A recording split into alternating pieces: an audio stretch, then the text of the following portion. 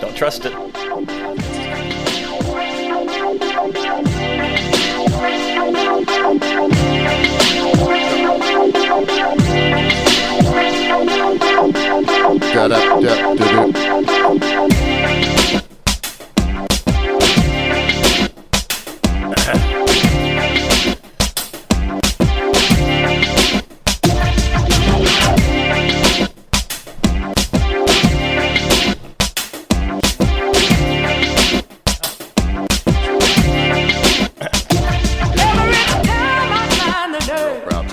Cheers and welcome to From Behind the Barcast, episode 170. Look at us, really plugging away, baby. I'm Paxton Eugene. We got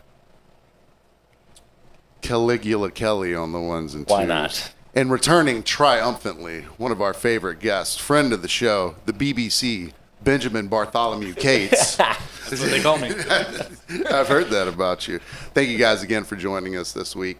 And we were so happy to provide, a little something for you to ride to work with. We missed a week like a couple weeks ago, and it wasn't blowback, but there were some people like, bruh, my Tuesday morning, which I get because I'm not the most structured guy or like a regimented guy, but if certain things don't show up at certain times, especially podcasts, because I listen to a lot of them. Yeah.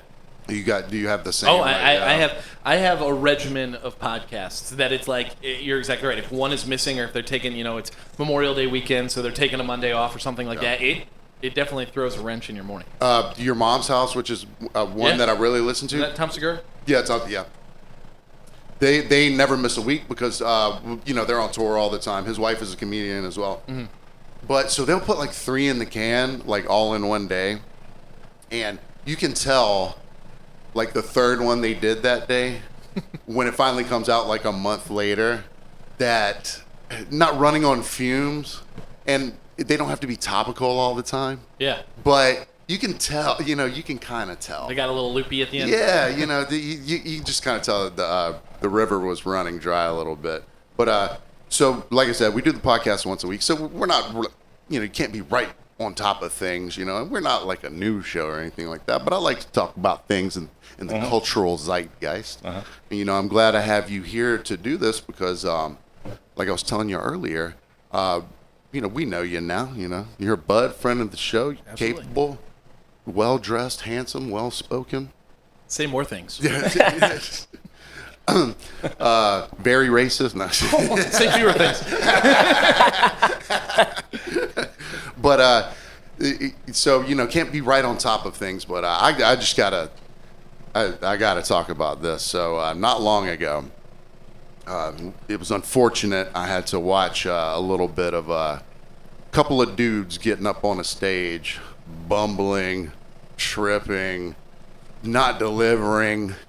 Just making fools out of themselves, idiotic, non-valuable commentary. And of course I'm talking about Bert Kreischer and Tom Segura at the Tom Brady roast.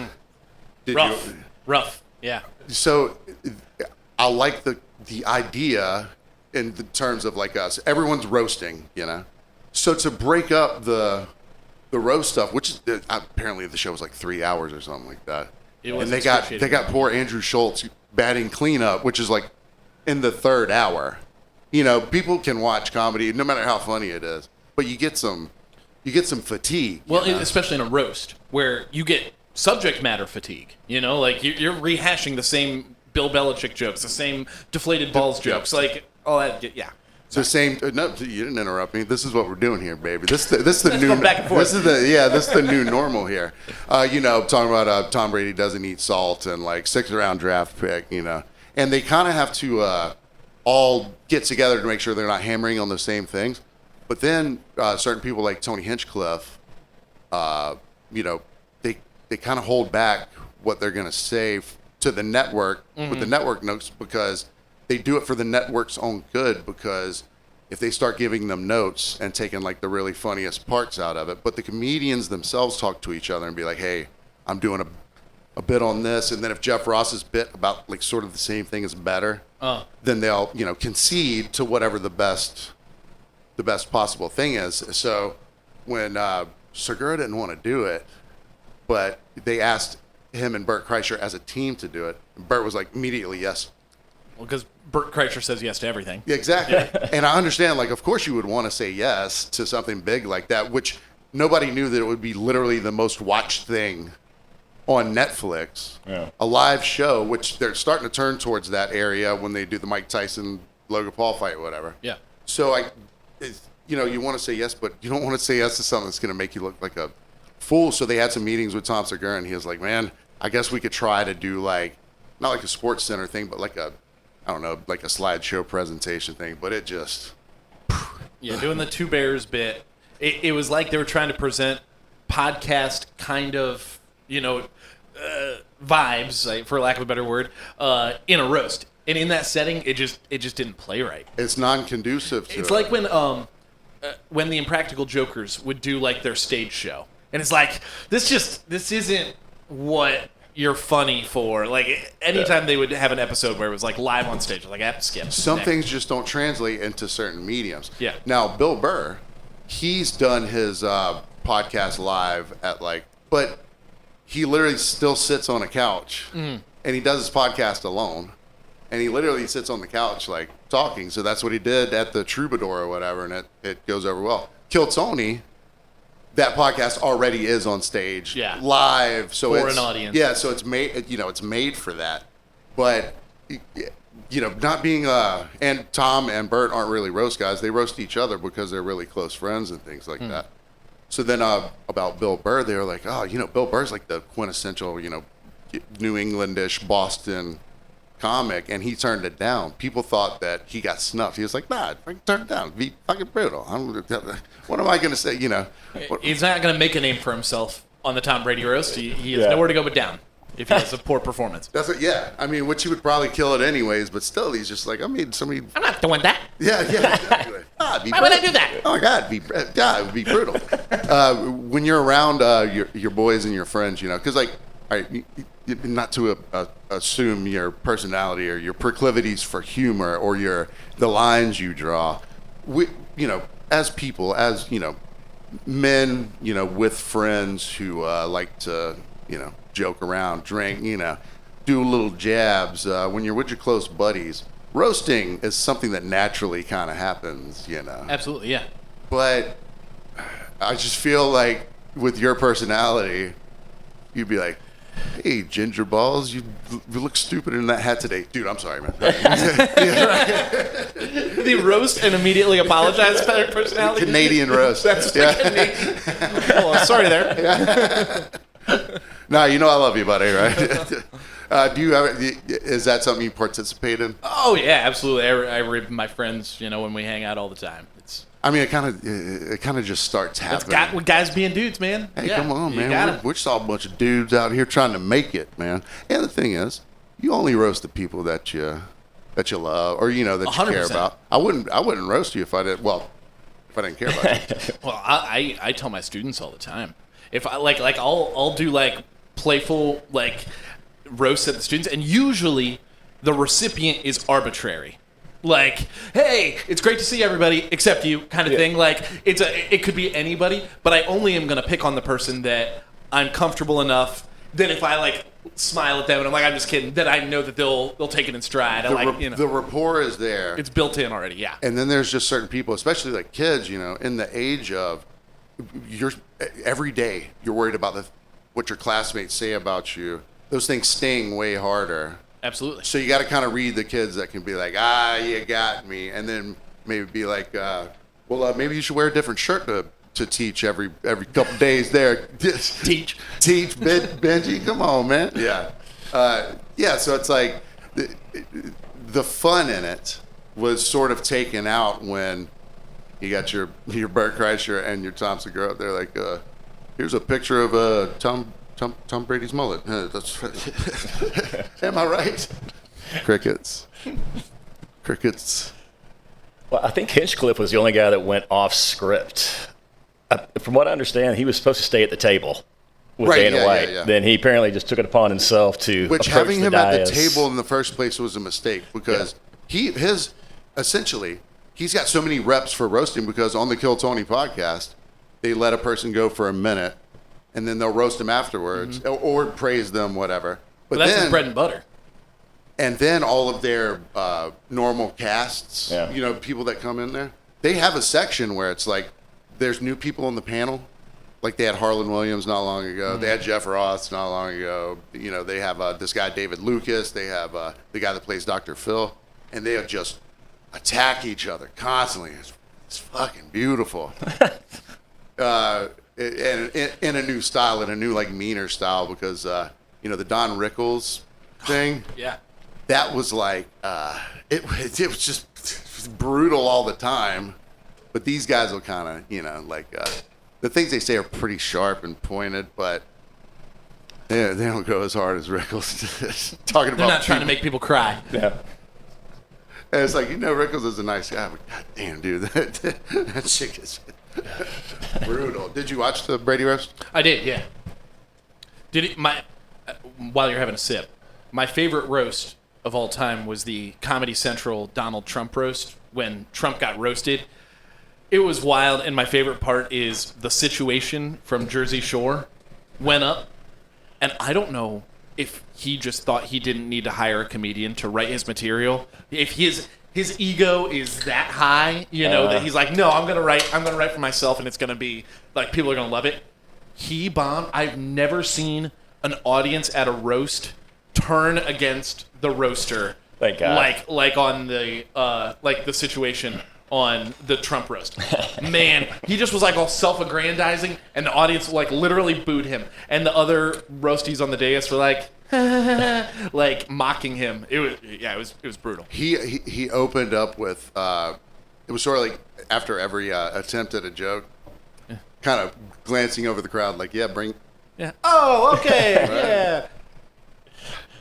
And I don't think that he would let anyone write for him, which they were probably like, yeah, do that. Yeah, do that. Go out there. When Ann Coulter was a roaster, I think they did the same thing. They're like, you do it, do you, Ann? And you're hilarious. But then on the other side, Martha Stewart was like, give me every joke. I don't care what it is. I want to stab these dudes. And then apparently on the Brady one, immediately Kim Kardashian gets up there and everyone's booing, whatever, which I get. Like, there's certain people that are heels just for being heels and they don't mind doing it. Mm-hmm. But the way they described her, she was so checked out the whole time. That and imagine with someone at her status in terms of like social media, not being famous for anything real, just being famous for being famous, or having butt implants or whatever. Mm-hmm. The amount of hate and shit that she gets all the time, she's probably a brick wall in terms of like not letting it seep into her. Yeah, and they're definitely in that mindset. Any sort of publicity is good publicity. I mean, it is because people talked about the shit. I legitimately do not click on anything Kardashian. I don't care the tease, the clickbait, just not going to do it. Oh, it doesn't even come into my feed, man. Yeah. I try to block it out. It seems like Kim Kardashian would not be the kind of person to take a joke well. And therefore, I think the audience will already be like, screw this lady. Like, it would be like if Kanye, I know proximity to Kim Kardashian. If Kanye West came up, nobody would laugh at anything he said because it's like, okay, well, if you roasted him back, he would get pissed off. Yeah, or it would either be like what would Kardashian would be like? She probably probably didn't get it. Yeah, yeah. Honestly, she's good at business acumen and marketing. Yeah, she's not good at listening and understanding jokes, subtleties. Yeah. So speaking of the YouTube feed, Kelly sounds like Kardashian-filled catastrophe. I guess. There's a little thing called like food tube, I guess is like the colloquial name for it. And, you watch cooking shows or cooking clips on YouTube, you inherently get hungry if, you're liking the food. Like you watch Food Network or whatever, you're like, I want to eat that. Yeah. Oh, yeah. So I got up today and one of the first things on my YouTube Shorts feed was there's this brilliant food tuber called his name's Kujin. The most Guinea Wop, Dago, Momo, Staten Island. This dude sweats balsamic vinegar. The dude embodies everything, but he also plays the character up enough that it is a caricature, but it's very based in. He calls people his paisan. Yeah, exactly. All right, you got to end. This is happening all the time. He's like, yeah, I'm gonna bust this hoagie roll open like your sister. We're gonna put a little prosciutto on there. Yeah, I've smelt that smell before. Don't tell your sister about it, whatever. And then he goes, put about half a kilo of salt on this thing. I'm not trying to. I'm trying to get my blood pressure up. So he makes this gabagool sandwich. He gets him some basil. He gets him some fresh mutts. He gets him some gabagool. He gets him a little Black Forest ham. He's got him some marinated, thinly sliced onions. He's got some very red tomatoes with a little bit of salt spread on there. He makes the sandwich. Put a little arugula on there, Gotta have the arugula. Gotta have the arugula, bro.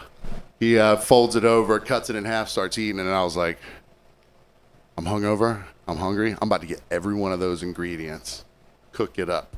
So I go get all the ingredients. Bring it back here, do the whole thing, make it just like he made it, ate it, and I was like, I've never felt worse in my life. Did it taste good? Yeah. It tasted amazing, All right. obviously. That's the risk reward of, but getting something with that, like, I mean, when you think about it, the fresh mozzarella, not bad. The arugula, that's fine. But all the oil, mayonnaise, gabagool with all the nitrates in it, the Black Forest ham, half a kilo of salt on there. That'll affect the inflammation of your body there a little bit. So the next thing I saw that I've been seeing is British people coming to America and learning about, American foods, but typically Southern foods. And they'll try what we know as biscuits and gravy in the South, which it's literally you make biscuits and then you cook a bunch of sausage and then you don't take any of that grease out. Mm-hmm. You use the grease. You put some flour in there, turn it into a little bit of roux. You get a little milk in there. Put some black pepper in there. You put it on top of the biscuit. The biscuit, amazing.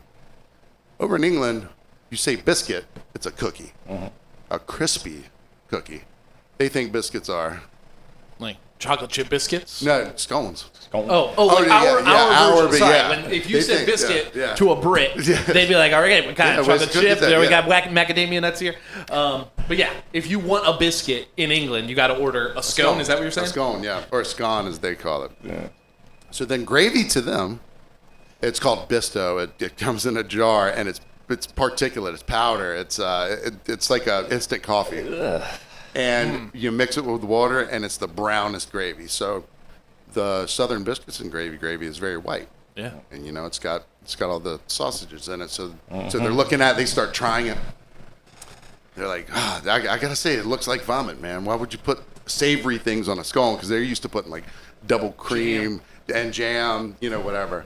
And they eat it, and they're like, oh, shit, I get it. I get it. So in the South, one of the most used hungover meals, and people try and say, like, there's hangover cure meals, but it's literally just hangover 10 minutes of joy and then the next 2 hours. Misery. Yeah, pure misery. Yeah. So typically I wake up, when I wake up hungover, for an hour, I'm formulating and processing, like, what's the first thing I'm going to put into my body besides, water or a suppository or whatever. And inherently, when you're all hungover, that decision isn't fresh greens and steamed vegetables. Never. So in the Midwest, so every region here drinks, and they drink in different ways. Like, especially Midwest, it's probably like pounding a lot of beers. Absolutely. It's beer. It's craft beer city. I'm from Ohio and into Michigan, and there's just tons and tons of craft beer in Ohio and Michigan. Yeah, and it's not a cocktail culture. Not really. Yeah, because it's like, hard work and beer drinking, and the ceremony of sitting out and having like 10 pints or 100 old styles, or Yeah, exactly. all those. Busting out a 12 pack of your generic domestic, cheap beer for And sure. that's done in the next hour and a half. You got to go get yourself another one. Exactly. So typically, what would you find? You've had a night out. You wake up, you had some friends staying over, and you decide, hey, we're going out to breakfast place, or if you're sleeping late, a lunch place. Uh-huh. What would typically be not only just for you, but culturally from like, we'll do Ohio and Michigan. Sure. What's the like the go-to? Well, it's interesting because I don't even know what you would say if you were talking like, what is Midwestern cuisine? How you define, like, it's not like low country where it's like, okay, you know low country food. Yeah, I mean, you're talking cheese curds or something. I don't know. Yeah, so you're a little bit ahead of me. What I would say living in Ohio or Michigan, if I were just dying hungover the next day, I don't know if it would be like hey guys, we got reservations for this place. Yeah. But Culver's is the first place that that strikes me. Is, when you think of Midwest cuisine, I think butter and cheese in unnecessary places, right? Butter burger. Exactly. So you get yourself a nice like double butter burger. You get the cheese curds. You get the pretzel nuggets. And here's the thing, though, Paxton. That is, it sounds so delicious. And when you're hungover first thing in the morning, you'll put together a $50 order at Culver's and bring it home, and then you'll eat 2.5 bites of a burger, a cheese curd and a half, one of the pretzel nuggets, and you'll watch your frozen custard treat just dissolve into a mush as you like die on the couch because your stomach never can keep up with what your brain wants. It's not ready because you've depleted all of your sodium, sugar, whatever from the night before. So you're trying to hit all of those marks. You know, you need the sodium back in there, you need the sugar back in there. The cure go ahead. Yeah, no. The cure that actually works for me is just chugging pickle juice. Is that I'll just crack open a jar, whatever jar of pickles I have, and give 3 or 4 good gulps of that. I thought that was an inherently Southern thing because that's very much a thing down here. Oh, really? Where even now, not to get into the hair to the dog thing because obviously like that's the obvious hangover. The cause is the cure. Yeah, sometimes. But it'll be a cocktail almost that's like half Bloody Mary. And literally the rest vodka and pickle juice. Because, I mean, I think it's just the most natural source of electrolytes, I guess, Well, you can light a lamp with a pickle as the battery. Like, it's so rich in electrolytes that, it's a good sports drink. But you're just out the jar? Yeah. I mean, if anybody comes to my place and is trying my pickles, I definitely never drank out of that jar. Yeah, of course not. But, yeah, certainly. So then, all right, you don't have to be with your friends, but, suck down some pickle juice maybe. Maybe you go get, tater tot casserole, hitting all the salty and sweet points. Yeah. Michigan. Sure.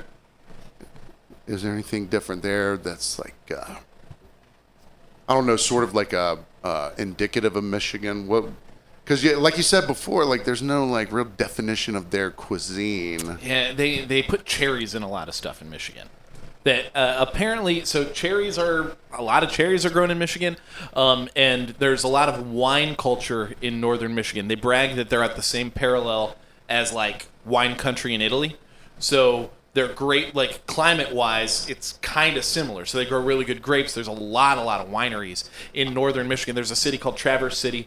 Up in the, if you had the Michigan palm of your hand, it would be up in about the pinky. And people will travel from afar to go up to Traverse City and go on wine tours. And I've turned so up on wine. So it's like the Sonoma of the Midwest. Exactly, yeah. Yeah, because I guess on the longitudinal line or the latitudinal line, I think latitude. The latitude is like a ladder. That's what they told me in like 3rd grade. Hey, you gotta have the shortcuts, baby. Yeah. Teaching. There's a shop at the Shops at Tybee Oaks, which is where Huckapoo's is. Oh. It's called Latitude 32. We talked about it last week. We won a contest to go play the Jimmy Bowl where Jimmy Johnson would coach us. Sick. We put in a video. I wrote a song. And we were all doing touchdown celebrations. So we won the contest, and they flew us out to Dallas to play at Texas Stadium 2 weeks after the Super Bowl with Jimmy Johnson coaching us. That's wild. So Jimmy Johnson comes up. So he's there way before we are. We walk in the door. His hair is perfect. Immaculate. You know why it stays perfect? If he gets an itchy head, he goes and inserts it very carefully to scratch his head, and then removes it the same way. For those of you listening at home, Paxton extended one finger and gently descended it upon the crown of his head. Gave a very light scratch. And then carefully pulled it back Carefully out. removed, yeah. So we're playing against these Army guys. And we look like, you've seen Huckapoo's people. We look like some riffraff. But what they didn't know was we all practiced like. You had plays. The 4 weeks prior. Yeah, I was the quarterback. And, we went out there and crushed those dudes. But before the game, Jimmy Johnson came over. He goes, all right, what's your game plan? And we started warming up. He goes, I'm going to go help the other guys. But anyway, so Latitude 32, Dallas, Texas is on Latitude 32 as well. So they sent us with a bunch of clothes to wherever that we forgot to wear. We didn't end up wearing them. But out there we were drinking, we were very hungover, obviously. And we got up that morning and we drank Shinerbach all day. You got it if you're in Texas. We ate like maybe one Wagyu cheeseburger, which it wasn't fucking Wagyu. It was whatever. Yeah. But that, that worked. That worked well enough for us, I guess. But like I said, hair of the dog is probably always the actual cure. Do you ever drink in the morning whenever you've been hungover if you don't have anything to do that day? Far be it for me to turn down a drink. It's not like I'm shy of drinking, but I've never woken up super hungover and been like, I need to drink more first. Yeah. That just. And maybe that would work. Maybe the problem is I've never been sold on it. If you have shit to do, later on in the day, maybe not. But like music festivals, yeah. You don't have shit to do. Here's what you do. Start day drinking the next day. Not just start day drinking. You wake up, you find that Pedialyte bottle that you bought. Oh, I swear by Pedialyte for sure. You should try Pedialyte and vodka together. Trust me, I have. Paxton. So Kelly, I know that Commander Kelly over there is planning a trip to Vegas here soon. Not Kelly. Yeah, so this could be like relevant information for him because when you're in Vegas, you get dehydrated. Really, I mean that dry heat just sucks every bit of moisture out of you. So you get dehydrated, but you still want to party. What I do is I bring a liquid IV pack, and I'll take a water bottle, Pedialyte, vodka, liquid IV that is of a flavor that would complement the flavor of the Pedialyte. Shake that sucker up, and you are good to go, my friend. Kelly's over there taking notes. You'll be up till 2 a.m. on the liquid IV, but you'll be, nourished. Right. Your cells will be hydrated. I thought you were going to say, because I've heard this about Vegas and I've never been, but there's probably like 10 services that bring a trailer over where you go sit down. Do actual IVs. And they will actually IV you. They have, Paxton, they have IV kiosks that are like a shoe shine at the mall. Like, there's like, hey, come on over. Like, you can get your blood transfused. They taught them how to profile drunks and be like, that guy. Hey, buddy. I got what you need. Let's get you back to the table as quick as possible. Yeah, exactly. Yeah. You get complimentary IV. You can combo us in the lobby. Don't worry about the room. Come on back to the table. Go to the bad beat table. Where you talk about how bad your losses were. Then you go to the IV. Then you go back out there gambling. I don't gamble.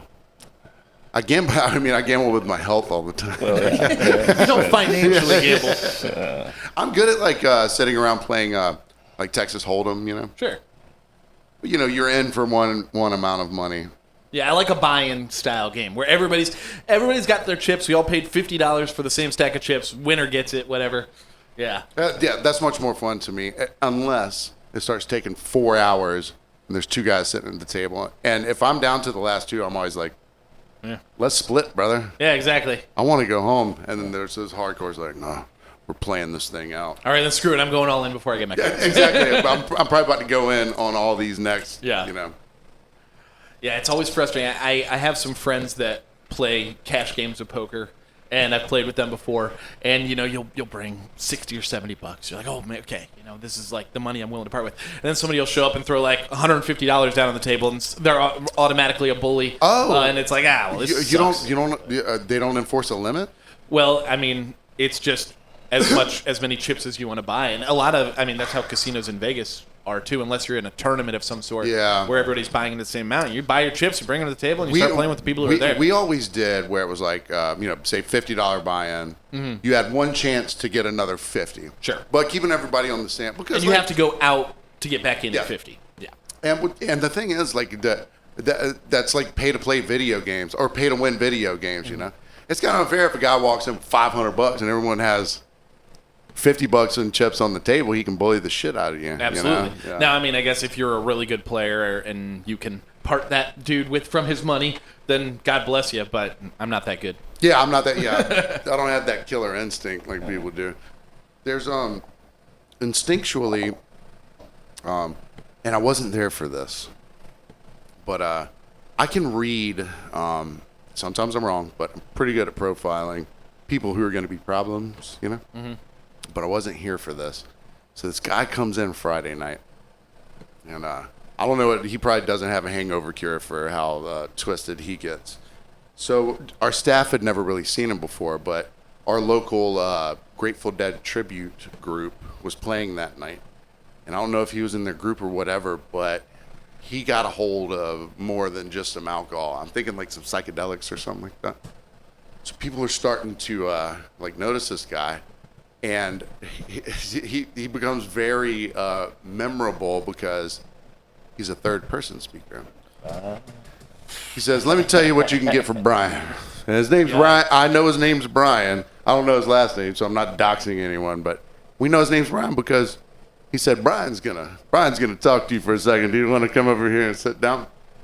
So he starts getting a little belligerent. So they don't kick him out, but they tactfully shuffle him out the door. Like, "Hey man, let's go outside and get some fresh air," and then dip on him. Yeah. So they think they've gotten rid of the problem. They haven't seen him in a little bit. They're starting to close down a little bit. They're starting to go out and take the trash, and all of a sudden they hear a little shuffle underneath the building at Huckapoo's.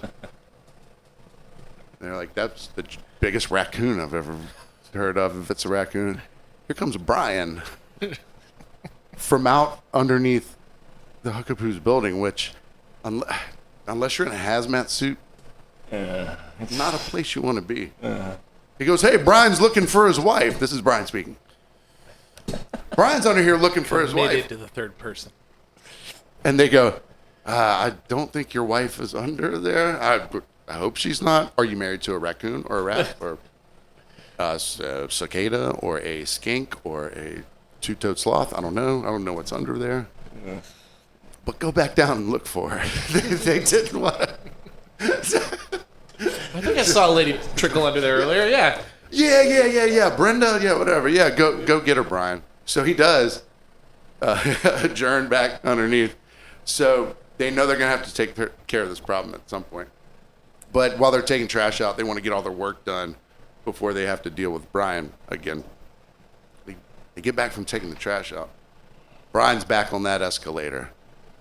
The escalator being one of our employees, Caitlin's car. I guess he thought his wife might have been in there. She transferred from underneath the building at Huckapoo's. Sure. Now, Caitlin, the girl who has this car, talk about us, a real quintessential Southern lady.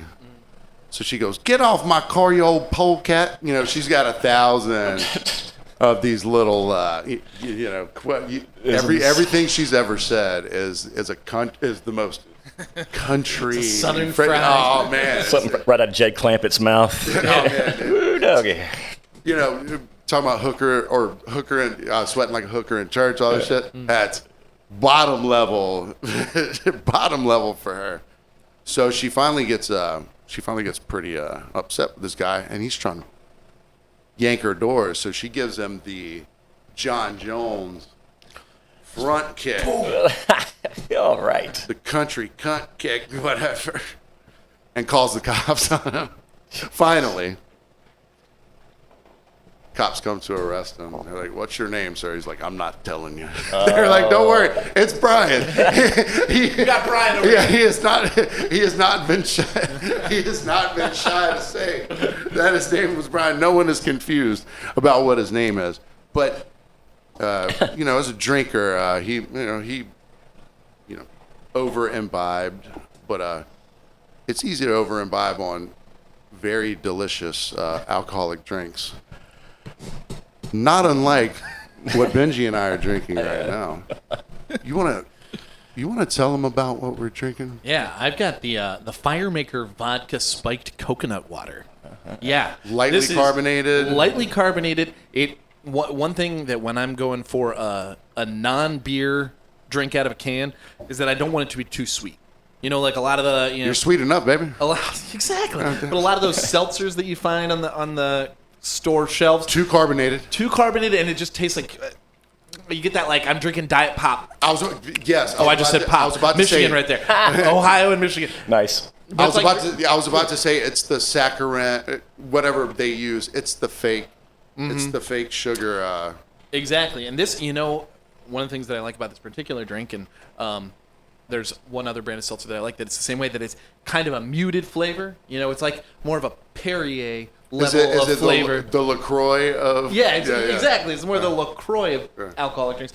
I could definitely see myself drinking a sixer of these on the beach here at Tybee. Well, why don't you tell us more about what we're drinking here before we head out to the second half.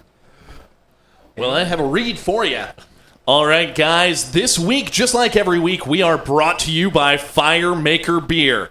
Visit firemakerbeer.com for details. You've heard us talk about the ready-made cocktail Blueberry Lemonade Vodka at 9.2 ABV. Woo. Well, guess what? It's in stock. Do you want to find it? It's at Wilmington Beverage, Habersham Beverage on Habersham Road, Habersham Beverage on Abercorn Street, and it's at the Social Club downtown and Fiddler's Crab House and River Street Liquors. And if it isn't in your local liquor store, tell them, because we distribute through Southern Crown and you can help us get that drink in there. The list will grow with your help, so thanks for spreading the word and drinking Firemaker beverages. Again, visit firemakerbeer.com for more details. We'll be right back with more from Behind the Bar Cast. Well, welcome back to From Behind the Barcast. Glad to have you. What a wonderful first segment. Mm-hmm. We're still here with Caligula and Mr. Benji Cates, looking like he got the starter kit for an undercover cop costume. The backwards hat. How do you do, fellow kids? Got any ketamine or Quaaludes on you right now? And I'm joined with Rockadoodle during the heroin phase of his Behind the Music story.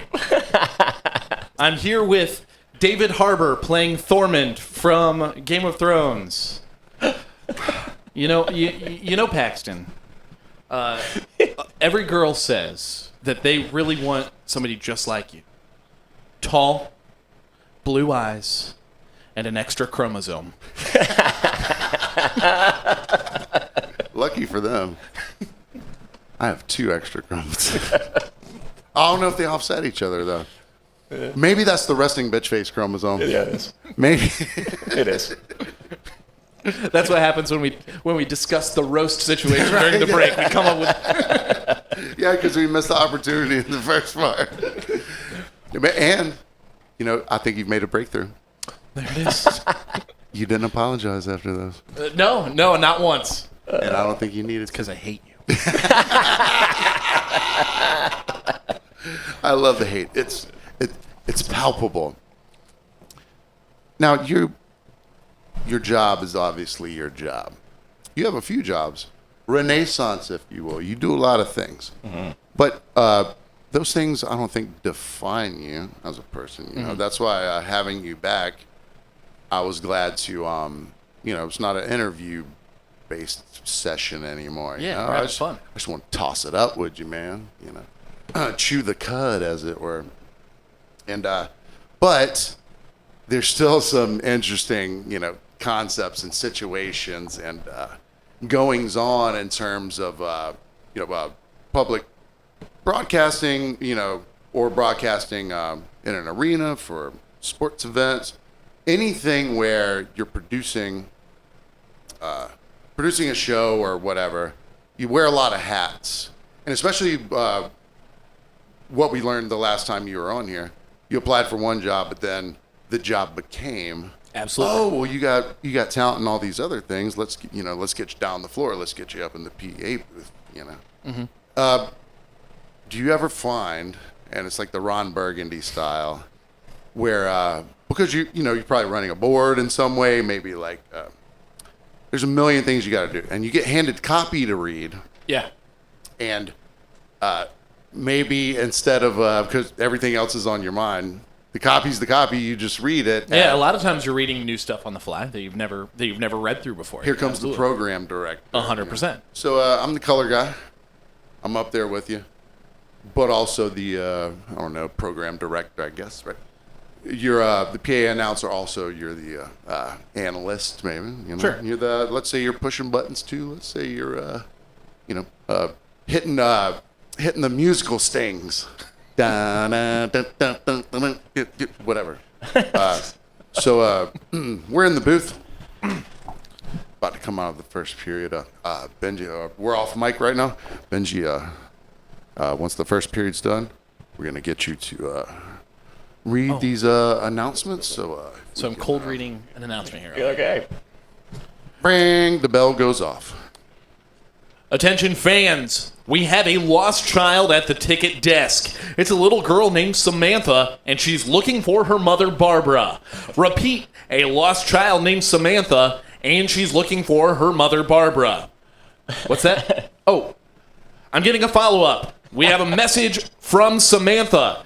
It says, Mom, you have to stop getting blackout drunk in public. Target is one thing, but come on.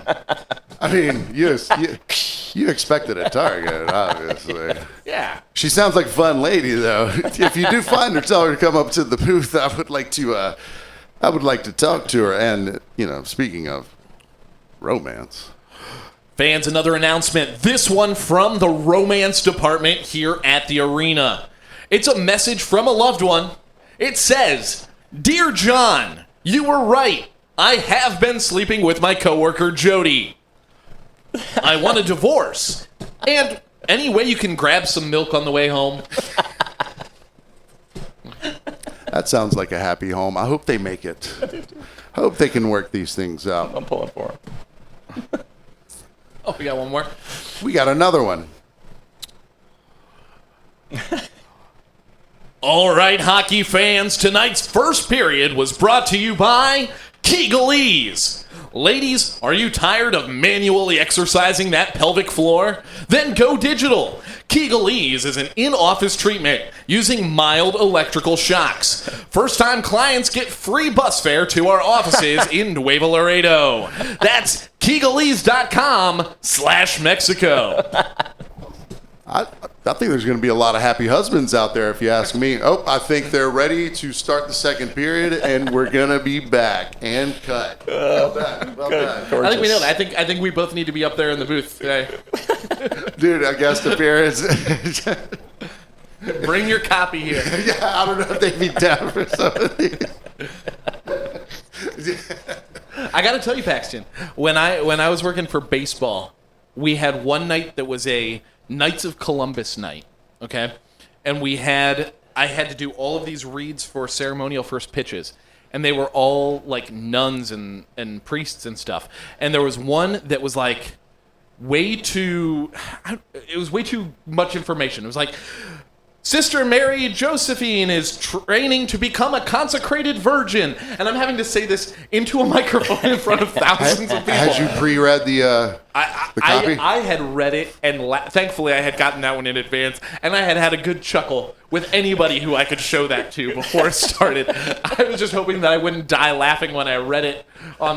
With apologies to any Catholic listeners at home right now. Just please don't lead with the fact that you're a consecrated virgin. We get it. You're training to become a nun. We'll leave it at that.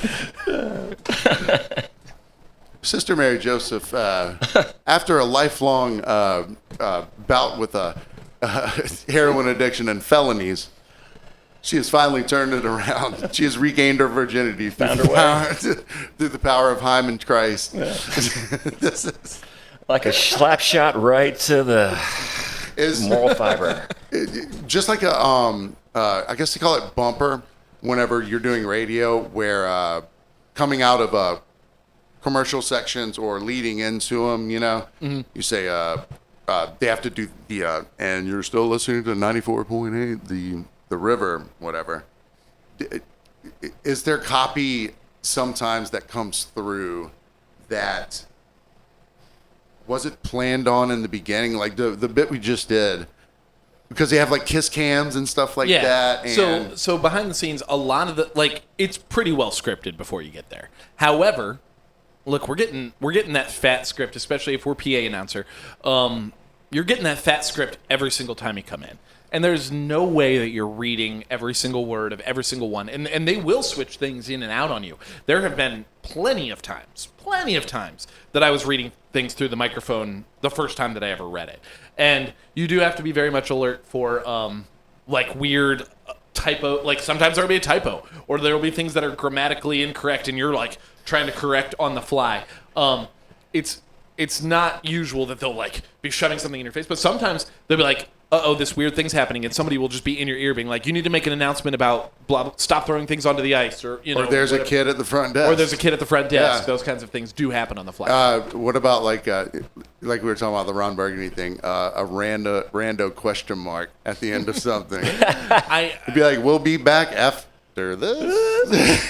There will be times where I'll read something that has a goof, and it'll very rarely will I have the lack of awareness to put a question mark where it doesn't belong. But if there's a typo and it causes me to stumble, I will get very aggravated after. Like I won't be a diva, but I'll try to make it clear that it's like, hey, I know that read just sucked, but it wasn't my fault. Like the script led me down. It was the Dave primrose path downstairs, there. and I'm going to pour hot coffee on him after this. How dare you? He is on my doo-doo list at this point. So it's not like they give you something and give it to Benji, he'll read anything.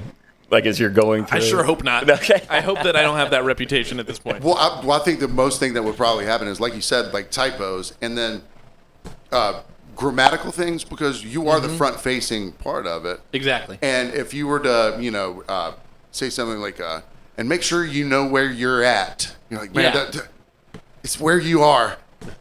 Or it'll say, like, visit the store at the end of the game at the store. And it'll be like, oh, man, like, how do they not notice that? How does it slip through the cracks so quickly? Come on. But free reading, just like sight reading, you're kind of reading what's on the page. And then you can, if it makes you stumble, you're like, dude, I can do this job seamlessly and flawlessly. Like, with minimal effort from you guys, just like if you wrote your instead of YO''RE, doesn't matter. No, same word. I mean, it's gonna twinge you a little bit, like, but I might make fun of somebody afterwards. Who wrote that but copy. it doesn't make you look like the jamoke up there. Yeah. Well, it is frustrating when I'm the voice, somebody else wrote the copy. If there is something where they put a grammatical error in or whatever, feeling like, well, damn it, this was that other guy's mistake, but it's my voice that made the mistake to the thousands of people. It's a representation of you now. Exactly. It's reflecting on me, and there's no way I can repair that. Granted, then I have to think, like, do those people care at all? What percentage of that group down there even noticed that slip up or that grammatical issue? Let me ask you this, Benji. Yes, Paxton. I've been waiting to. I've just been forgetting to. But I like that though. I like putting the name in afterwards. Let me ask you this, Benji. There's a rhythm to reading certain things. You want to end high energy, or put the pause in there long enough for effect. Like make sure to visit firemakerbeer.com for more details. Absolutely, yeah. If you don't pre-read a lot of the copy, do you still inherently have that thing in your brain where the rhythmic part of it? There's an instinct for it, for sure. Yeah, and I figured there was. Yeah. And is it... I mean, I was cold reading, like, the stuff that you just gave me. And you killed it. Yeah. Thank you very much. Yeah, obviously. That when I was conceptualizing you coming back on, I was like, we got to, harness the talent. I mean, honestly. Yeah. But it inspired me so much to try and write and conceptualize bits that we could do that sort of amplify the understanding of, like, not that it's a hard job, but it's specialized, and they might not notice bad grammatical errors or things like that. But what I think inherently most people notice is they're used to a rhythm. There's a cadence. There's a broadcaster voice, and tone and cadence and rhythm. I think the cadence, cadence, the voice aside, I think the cadence to really hit the marks of like where the emphasis needs to be on certain things. Is that taught in any sort of like? I think you pick it up. I think I mentioned last time that I was on, my dad worked in broadcasting. My dad was a radio talk show host. And so he would give me some pointers. If ever I was public speaking, even as a kid, pointers of, hey, don't go too, like, pace yourself a little slower. Or, when it's the end of a sentence, take the pause. The thing that he would always get on me about was finishing my sentences and my words. Apparently, he would often accuse me of, tapering off at the end of a sentence instead of finishing those words. And you mean like instead of saying looking, like look in? Yeah, well, the way you did it even put more emphasis. If I said, what? That's Keegalese.com/Mexico or /Mexico. And there's not a consonant at the end, but like tapering off at the end when it's like the end of the word needs to be just as strong as the front of the word. Dynamic-wise. Yeah. You got to punctuate those words. You got to make sure every word is valuable. Especially the ones that are describing the brand or the... Exactly. And I can't turn off PA announcer voice right now. I'm just stuck in announcer voice. Well, plus you're doing promotions and things like that, so people want, when they hear your voice, they're like, oh, we got to pay attention to something on the ice now. You want to sound authoritative enough that you're getting... Everybody look under your seat for that raffle ticket now because we're about to draw for that... Especially when you hear, like, no matter where you're from, like, whatever your accent is, when people are speaking to each other, like the people in the crowd speaking to each other, there's less onus put on, make sure every word is heard. Mm-hmm. So they're used to hearing, casual talk, like, yeah, I just see him over there, man. Yeah, I'm going to grab a beer a little bit later. So when they hear, attention, everyone, we have an announcement to make. We're glad to be here because we are excited to tell you that the next season of the Ghost Pirates are starting, October 28th, whatever. Yeah. So inherently, it's easy. It's more listenable because you're going to hear every word. There is an authoritative sort of aspect to it. In the clarity comes authority. I completely agree with you. It sounds more not necessarily believable, but palatable. Mm-hmm. You can understand that this is being delivered to you intentionally. Yeah, 100%. And frankly, it's the production of the sound is a lot like singing. A lot of the cues that I have to do, the processes that happen in my head when I go from my my normal, like, this is how I would talk normal. But when I go into broadcaster voice, I'm creating, space and resonance. I'm articulating. I'm doing the things that when I do voice lessons, I coach my students to do as singers. I'm just doing it on spoken pitch instead of, fluctuating pitch. So teaching singers, and I think this coincides with, the announcement things. When I write and sing songs, I know there's, especially playing drums, a lot of my breath is taken from helping my body physically play an instrument that's, almost like exercise. So certain parts of songs, I have to remind myself, you got to suck in that breath because there's going to be way more syllables on this line than the line before. So it's probably subconscious for you now, but learning the craft and understanding it, the conscious thought of like understanding what copy you're reading or whatever you're doing, there's about to be a line that's going to be a little more taxing syllabically. Yeah. And breath-wise, 100%. I need to suck in this breath. But luckily, taking all those pause beats to let everything sink in, that gives you the chance to. It does. But I'll tell you, Paxton, there's spots where, for example, the start of the third period, the Ghost Pirates are taking the ice for the third period. That's one of the heaviest hits that I want to have, especially if it's a close game. So in my ear, there's somebody saying, all right, Benji, you're going in 3, 2, 1, and then I start and welcome back to the ice for the third period.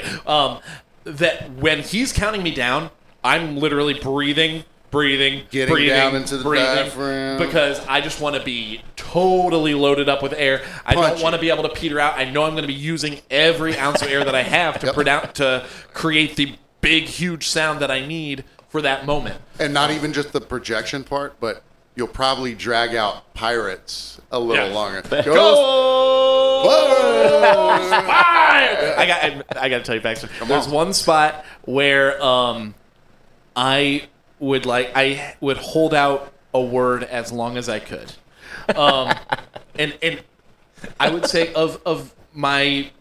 I have some musical skills, I have some abilities that I think are uncommon, and one of those is that I can hold out a note for a real long time, for like 45 seconds.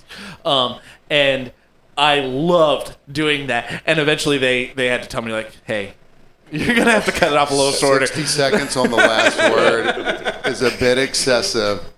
But aren't those little like mental games you play with yourself? Because like as your acumen grows for doing a certain thing, to keep it interesting, you find those little things, the little games you play. Yeah, you toy around a little bit. And the holding the note thing. I've definitely used that conceptually before, where I'll be like, I'm singing with another person and they're doing a harmony. I'll be like, I'm gonna beat them on the length. And there's a technique, absolutely, where you can hit the note with the least amount of breath. Mm-hmm. It's a fun game to, because obviously you got to keep things interesting, and those little things that you do keep it fresh for you, I guess. 100%. Yeah, you're making it a little challenge within yourself. The song that Eve 6, Inside Out. If you're familiar with the song, at the end they go, "Tie me to the bedpost," and I try to hold that until the guitar finally stops riffing at the end of the song, which is way longer than the singer goes. But that's, if I'm in the car by myself, I'm going to challenge myself to do that. Because you know what, you want to set marks for yourself, and check in on your own ability. Make sure it's still there. Here's the one for me. It is not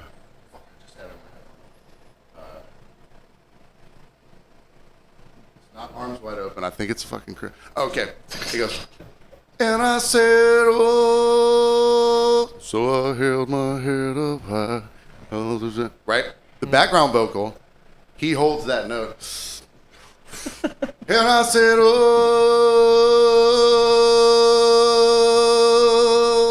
while the whole other. So I'll challenge myself in the car to try and get through the whole thing, which is a challenge. Yeah, should we have a who can hold a note out the longest battle here? All right. I feel like it's setting up. We can say, and I said ho, and I said oh. I'm not gonna sing the same pitch as you though. Okay. What pitch do you want to start? I'm bad at harmony. You sing the note you just did. Okay. Whatever note, and I'll do one that I feel comfortable. Will and I'll swipe into whatever key. All right. And I said,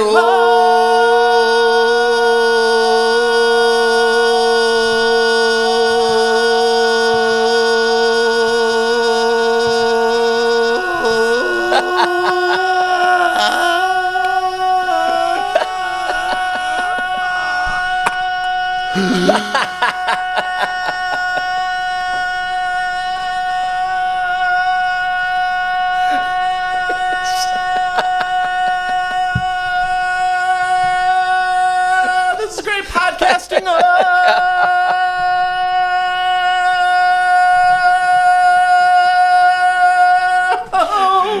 And that's not an Amber Alert, by the way. How many unsubscribes did we get during the last 30 seconds of this podcast? That was the best goddamn clip that we've ever done on here. God.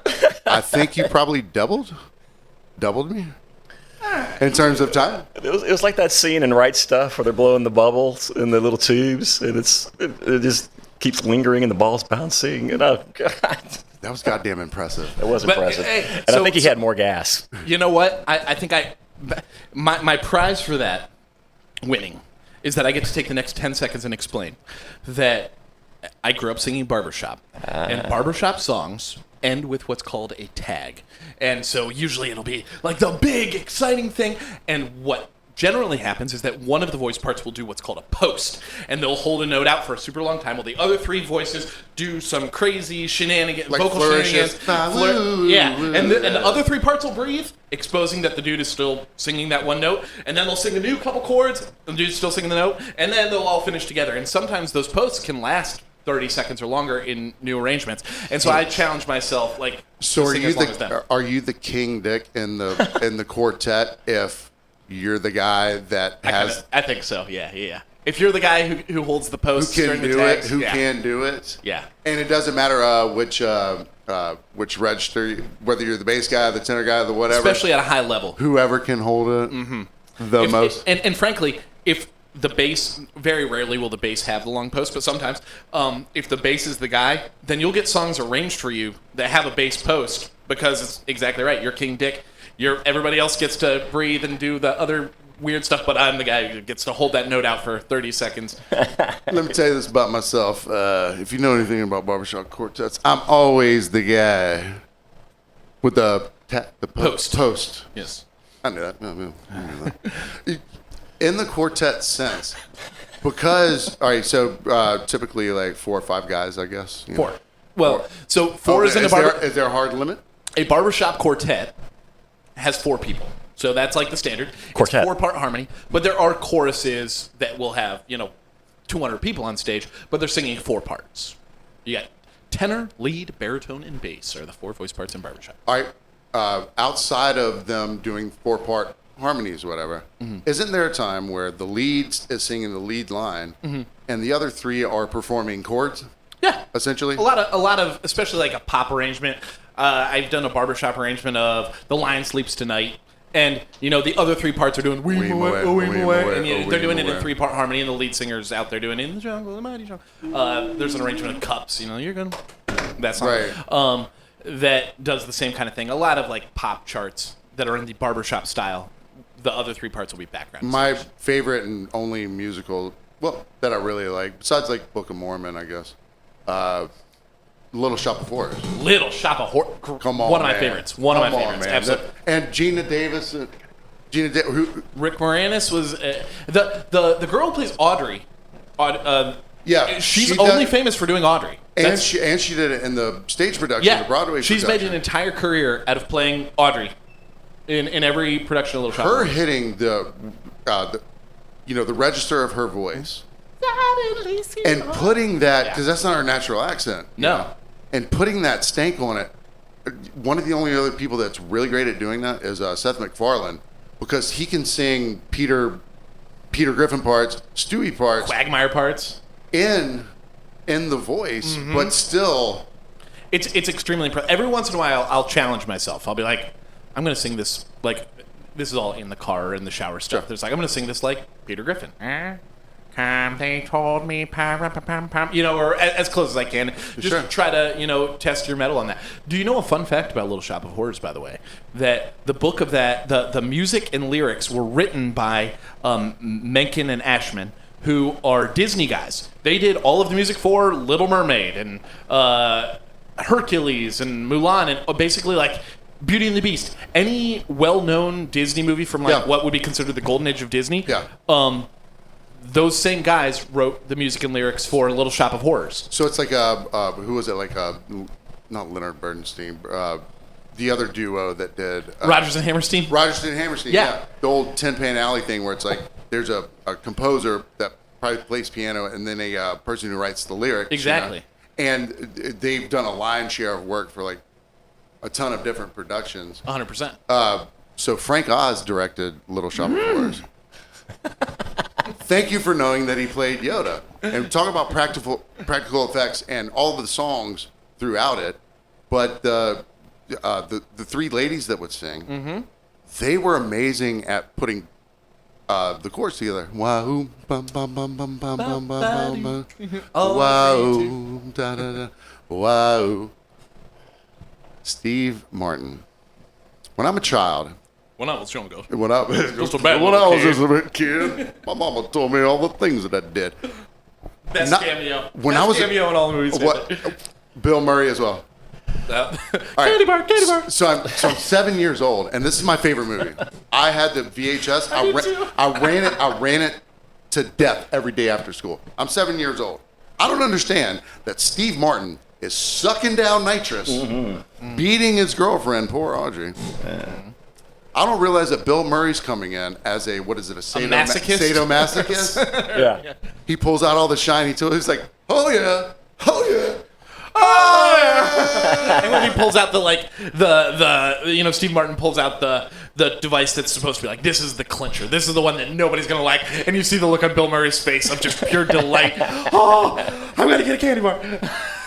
I'm a child, 7 years old, and cutting up bodies and feeding them to an alien plant doesn't even register. I was just like, when's the Skid Row song coming on?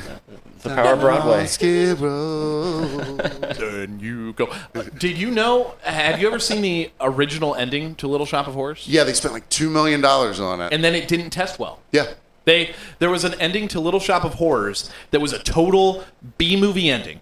The Audrey 2s, everybody buys them, so there's like dozens of Audrey 2s, hundreds of Audrey 2s, and they take over New York City, and the last shot is these giant plants on top of the Statue of Liberty. They crush the Brooklyn Bridge, they eat cars, they shit. take buildings down. And then it bashes through the screen. That's the last shot, is that it looks like one is ripping through the screen and coming into your view. The cost of the ending was comparable to the cost of the rest of the film, but since Combined. it tested so badly, They cut it. Yeah, because it was a sad ending. They needed Seymour and Audrey to end up in their happy little someplace that's green. The audience was happier with that. And so they scrapped it. One time, so I was unaware of this alternate ending. And I was watching maybe an illegal stream of Little Shop of Horrors one time because it wasn't on any streaming service. I will try to find it legally. I couldn't. So you ghost pirated it.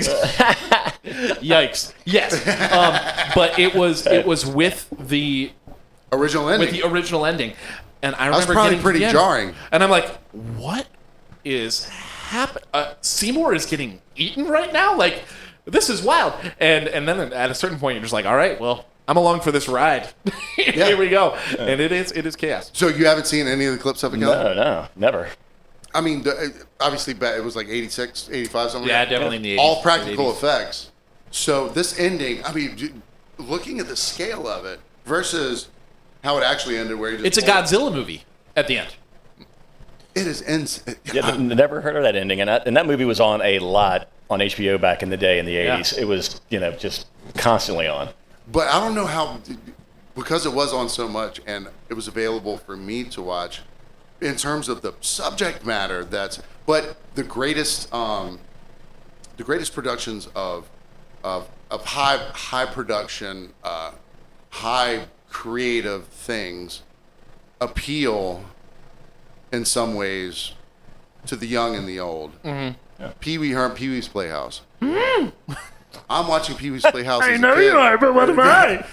It's everything to me. I watch an episode as an adult. Pee-wee's playing doctor, and he has a nurse come in who's wearing a skirt. And you know the old, apparently doctors would wear these. It was a headband, but it had a big mirror on it. 100%. So that they could reflect the light onto their subject. Right. So he had this big mirror. He pulls it off purposely and drops it underneath the nurse wearing the skirt so that he can look up her. Hoo-ha. So then A little joke for the fellas. Yeah, right. So I deep dived a little bit, and originally Pee-wee, when he was doing his act, just in comedy clubs, it was pretty blue, man. Mm-hmm. Yeah. So yeah, it's SpongeBob. Love SpongeBob. Genius writer, because they had an episode and everyone had the ick, I guess. Mm-hmm. Right? The way you got the ick off was you go to this person and he de-icks you. A kid isn't noticing this euphemism. Or not even a euphemism. It's called a... The Suds, I think is what it was. The Suds. And I was like, that's so brilliant to have, because you're watching shit with your kid, parents watching shit with your kids. Huh. And then you get to hear a little bit of a de-icked. You hear the D-ick, but there's certain things that in our newest segment, now that we have Benji Bartholomew Cates here, we have a new segment. It's called the top things you would not want to hear over the PA at a hockey game. And starting with number 10. Could somebody bring me a hot dog? Continuing on, number 9. Which team are we again?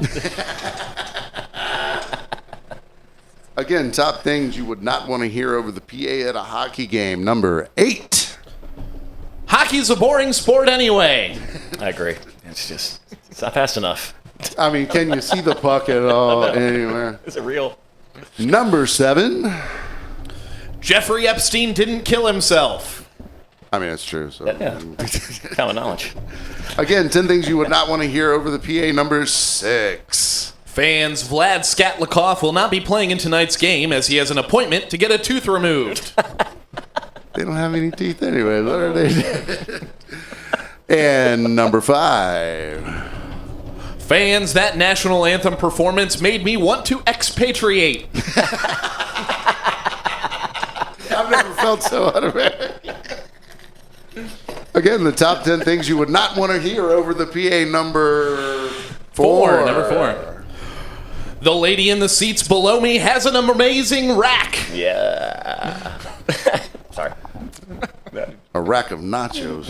Yes. And number 3. Back by popular demand, it's non-alcoholic beer night in the arena. I'm a fan. Good. And number 2. This game better fucking not go into overtime. We were all thinking it. We were all thinking it. It's cold in here. And finally, the number 1 thing you would not want to hear announced over the PA at a hockey game. Man, we suck. Well done. It's unfortunate our team has gone down this bad. These are often real things that go through my head. So you have intrusive thoughts that... Oh, I got to tell you, Paxton. Please do. So I've got when I'm up in the PA booth, I've got a headset Intrusive thoughts. and a button to activate, to talk to the production team on the headset, and then I've got the microphone with a different button. A cough button. A cough button, exactly right, to talk through to the crowd, and it is How far away are they from each other? Well, I try to keep them as far apart as possible, but it's pretty cramped, so they're probably about 1.5 feet apart, and thank God there has never been a time that I've said a quip because we'll talk crap over the sound system or over the headsets to each other all the time, and there has been a time, at least maybe 2, where I've hit the cough button to make my quip, and then I've realized, oh snap! Like I almost said something into the house sound that was supposed to just go into my buddies. Can someone relieve me? I gotta really take a shit. Exactly. Oh God! No. Yeah, that's exactly right. Look at the rack on that hook. Oh. What was the dude that commentated for the Indians? Tom Hamilton? No. Or You think about Euchre? Yeah, Bob. Bob he was Uecker. he was Brewers. He was the Milwaukee, yeah. just a bit outside. Yeah. He But he was the Indians on the movie Major League. Yeah, that's why. that's right. Exactly That's why I right. think of that. Yes. so he's so clean on the air. you Yeah. know? But absolutely. apparently there's like so many stories about him, and his cough button, it got used a lot. Yeah. It's like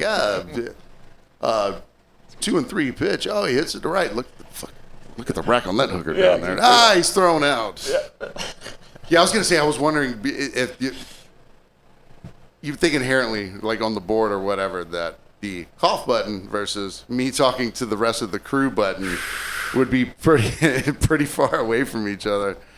Or No. we did the 10 countdown, Yeah. and are a lot of those like some like intrusive thoughts that Oh, sort of- 100%. These are things that I've had to talk myself at. Make sure I don't say this, or this is what we're talking about through our headset. Instance before I need to make some sort of a read over the thing, and I have to make sure to just compartmentalize. Which has nothing to do with the conversation you were just at. Yeah, exactly. I mean, I guess the least blunder would be like hit the cough button and be like, I need a camera shot on number 2 over there. Which, thankfully, I'm not usually calling for that. If the stuff that I'm saying into the microphone is usually some sort of a snarky quip. Or give me a fucking something. coffee before I throw it on you. If you write this copy bad again. Yeah, that's it. I'm known as the tyrant of End Market Arena. I can tell by your personality. You don't want to get your coffee order wrong. Splashing on the interns. I said half and half. This tastes like whole milk.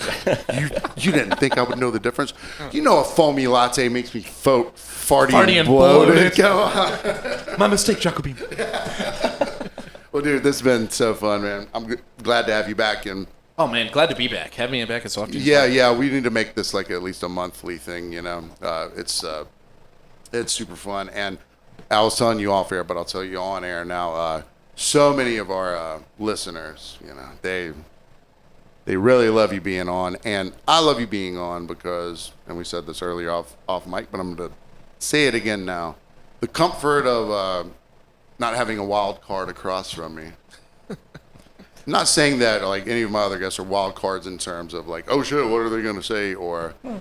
But people who aren't used to, you know, broadcasting or being interviewed, you're kind of like, I hope this question lands. Hey, so how's the last album? It was cool. Yeah. Good. So I love the rapport. So thank you again.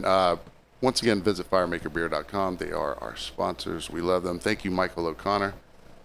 Thank you, Caligula. Mm-hmm. Thank you, Benji. And if you want to find us, we're on youtube.com/From Behind the Barcast. /Mexico. If you need them digital Kegels, I got a tins machine right here for you, even cheaper than Mexico. Stay tuned next week. We got some good guests coming up, and we will see y'all in the future. Love you guys.